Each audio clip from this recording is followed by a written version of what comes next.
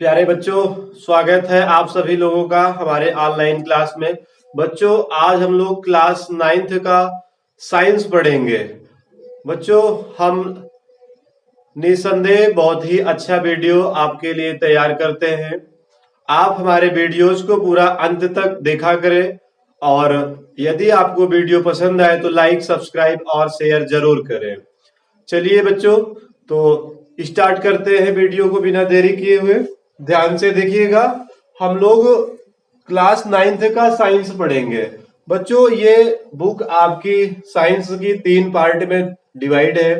पहला पार्ट है आपका रसायन विज्ञान केमिस्ट्री है, दूसरा पार्ट है आपका भौतिक विज्ञान फिजिक्स है और तीसरा पार्ट है आपका जीव विज्ञान बायोलॉजी, जिनमें से हम आज आपका पहला पार्ट स्टार्ट करते हैं रसायन विज्ञान का, केमिस्ट्री का। इसका पहला यूनिट है आपका, इकाई 1 है द्रव्य एवं व्यवहार। इसके अंतर्गत जो आपका पहला चैप्टर है, चैप्टर नंबर 1, वो है हमारे आसपास के पदार्थ, मैटर इन आवर सराउंडिंग्स। ध्यान से देखिएगा, मैं चीजों को पहले से ही लिख रखा हूं ताकि वीडियो ज्यादा लंबा ना बने और लेंदी ना हो, तो ध्यान से आप देखिएगा और समझिएगा। आपका पहला टॉपिक है द्रव्य या पदार्थ, जिसे मैटर कहा करते हैं इंग्लिश में। बच्चों, यह ब्रह्मांड का वह अवयव है जिसमें द्रव्यमान व आयतन होता है और जिसका अनुभव हम अपनी ज्ञानेंद्रियों से कर सकते हैं। तो द्रव्य वह है जिसमें कुछ ना कुछ द्रव्यमान होता है और जिसका आयतन होता है, और इनका अनुभव हम अपने ज्ञानेंद्रियों से कर सकते हैं। एग्जाम्पल के रूप में हमने लिख रखा है, ध्यान से देखिएगा। जल हो गया, वायु है, लकड़ी, हीरा, इस्पात, कांच एक्सेट्रा आदि। तो बच्चों, चाहे आपका जल हो, वायु हो, लकड़ी या हीरा, इस्पात जो भी है, सब में कुछ ना कुछ द्रव्यमान होता है, इनका कुछ ना कुछ आयतन हुआ करता है और इनका अनुभव हम अपने ज्ञानेंद्रियों से कर सकते हैं, इसलिए इन्हें हम लोग द्रव्य या पदार्थ कहा करते हैं। तो प्राचीन काल में क्या हुआ करता था बच्चों? प्राचीन काल में द्रव्य को 5 भागों में बांट दिया गया था, 5 मूल तत्वों में बांटा गया था, और जिन्हें पंचतत्व उस टाइम में कहा जाता था। ये पंचतत्व कुछ इस प्रकार से है आपके, जैसे वायु, पृथ्वी, अग्नि, जल और आकाश एक्सेट्रा आदि। इन 5 तत्वों को पहले के टाइम में पंचतत्व कहा जाता था प्राचीन काल में।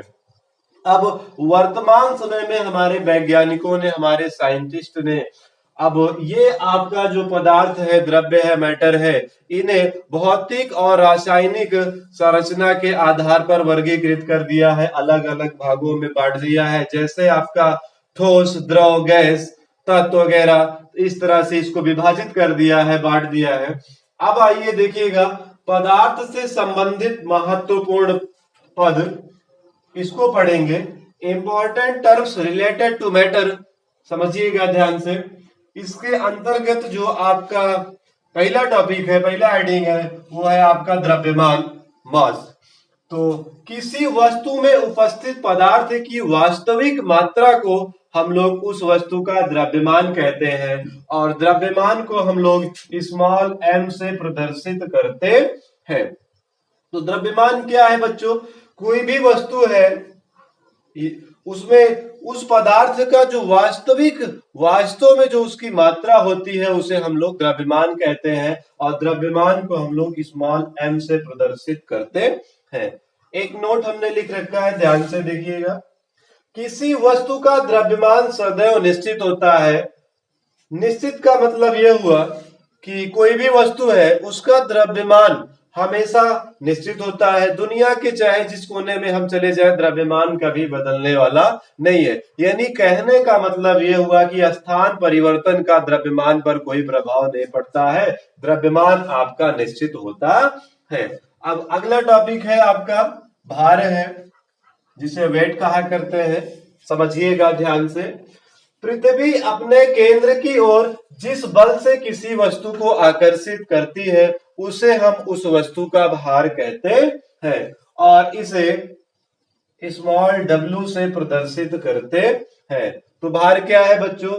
कोई भी वस्तु को पृथ्वी जिस बल से अपने केंद्र की ओर आकर्षित करती है उसे हम उस वस्तु का भार कहते हैं, इसे स्मॉल w से प्रदर्शित करते हैं।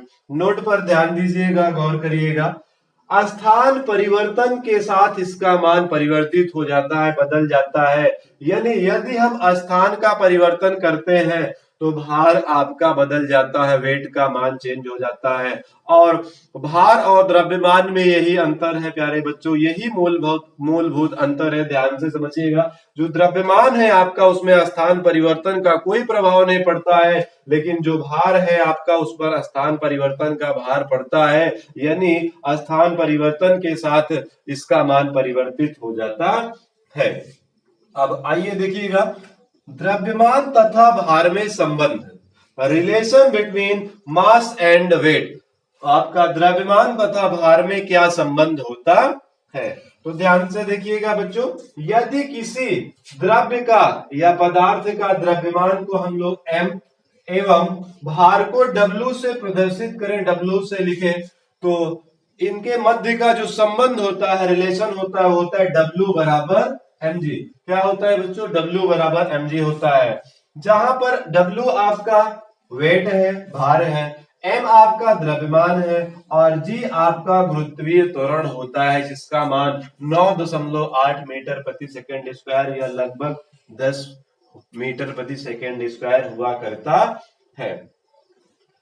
अब देखिए, बात को ध्यान से समझिएगा, नोट को ध्यान से देखिएगा।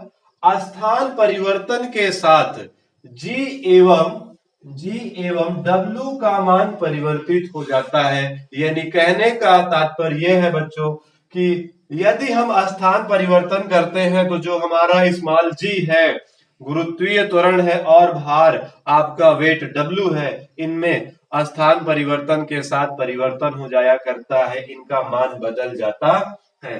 अब अपना अगला टॉपिक है आयतन, वॉल्यूम। किसी वस्तु के द्वारा जितना स्थान घेरा जाता है उसे हम उस वस्तु का आयतन कहते हैं। यानी कोई वस्तु जितना स्थान घेरती है उसे उस वस्तु का आयतन कहा जाता है, और इसे हम लोग v से प्रदर्शित करते हैं, आयतन को v से प्रदर्शित करते हैं। ठीक है बच्चों, अब देखिएगा अपना आज का लास्ट और अंतिम टॉपिक है ऊर्जा, एनर्जी।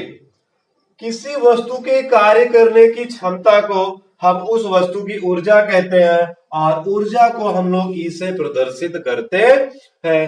तो बच्चों, ऊर्जा हमें विभिन्न रूपों में उपलब्ध है, जैसे ध्वनि ऊर्जा, विद्युत ऊर्जा, स्थितिज ऊर्जा, गतिज ऊर्जा आदि तमाम रूपों में हमें उपलब्ध होती है। तो मुझे पूरा विश्वास है बच्चों की निसंदेह यह वीडियो आपको पसंद आया होगा। तो आप इसे ज्यादा से ज्यादा लाइक, सब्सक्राइब और शेयर करें। बच्चों, आपको लाइक, सब्सक्राइब, शेयर करने में क्या दिक्कत है? आपका कोई पैसा थोड़ी लगता है। आप इसे ज्यादा से ज्यादा लाइक, सब्सक्राइब और शेयर करें, और स्क्रीनशॉट लेकर एक अच्छी से सुंदर सी नोट्स तैयार कर सकते हैं। तो आप स्क्रीनशॉट ले लीजिए।